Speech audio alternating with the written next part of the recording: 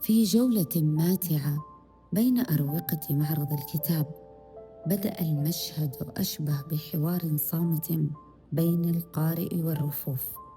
كتب مصطفى تتبادل النظرات وتبتسم، وكأنها ترحب بلقاء طال انتظاره. هنا لا تقاس الخطوات بعدد الأمتار، بل بعمق الدهشة وبهجة الاكتشاف. وقد أثمرت الجولة لقاءات راقية مع نخبة من المؤلفين، حيث تتقاطع التجارب وتتماهى الأصوات الإبداعية في فضاء يحتفي بالمعرفة.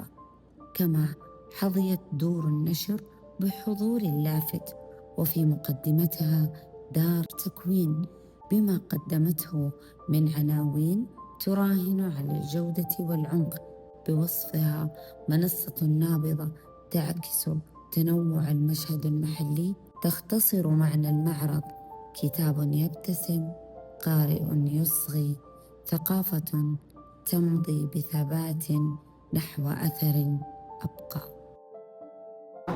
جولة في دار تكوين. الله يسعد مساك، وأنا سعيد بهذه المقابلة حتى نوعي المجتمع ونعطي خلفية عن الكتاب.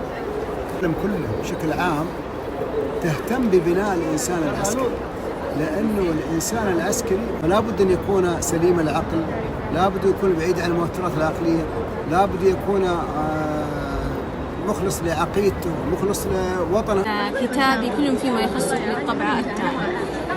كتاب كل فيما يخصه باختصار شديد، يعني رسائل مواساة لكل قلب، لكل شعور، لكل من عنده حاجة في الكلمات قد تخالج فكرة، قد تخالج شعور، لكن لا يعرف الكتابة.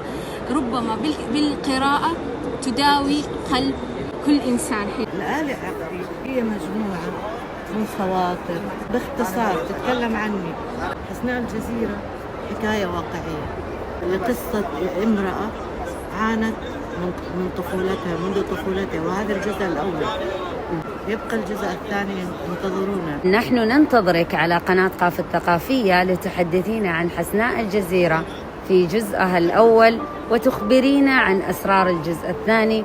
شكرا لك أستاذة آمنة. شكرا.